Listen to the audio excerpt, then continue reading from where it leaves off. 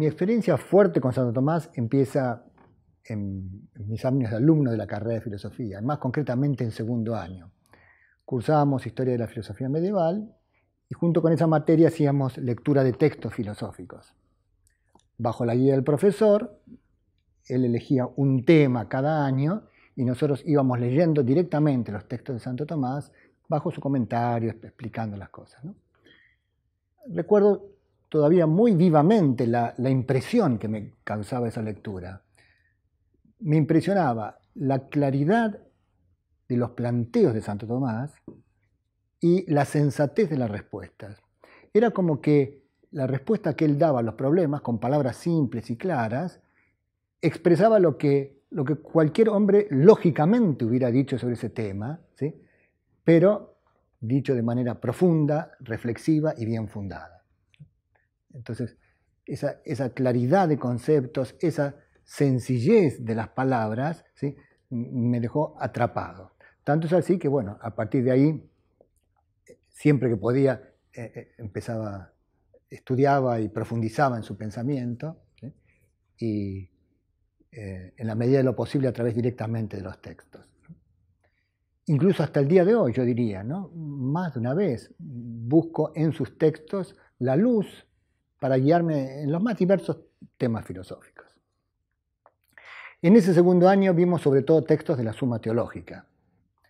La Suma Teológica, o Suma de Teología, que es el nombre original, es como una síntesis monumental de su pensamiento. Y yo creo que esa sola obra bastaría para reservarle un lugar de primera importancia en la historia del pensamiento.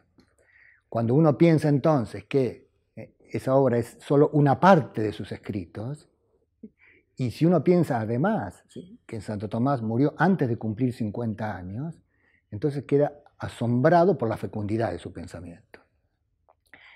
Y yo creo que eso es un poco un testimonio de su vocación, ¿sí? Santo Tomás vivió su santidad en la vida intelectual, entendió su misión como la tarea de buscar la verdad y transmitirla a los demás. Para usar su misma fórmula, contemplare et contemplata tradere, es decir, contemplar y transmitir lo contemplado. Y entender bien lo que significa contemplación es como una clave para entender bien el espíritu de su pensamiento. Un gran estudioso de Santo Tomás del siglo XX, Joseph Pieper, dice que contemplación es mirada amorosa.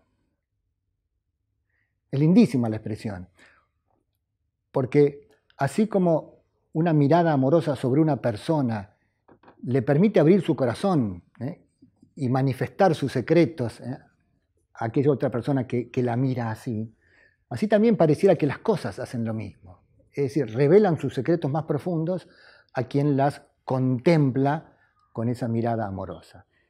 Entonces, esa clave ayuda a entender el por qué Santo Tomás llegó a ser tan profundo y al mismo tiempo, ¿sí?, tan accesible en su búsqueda intelectual, en su transmisión de la verdad, en su enseñanza.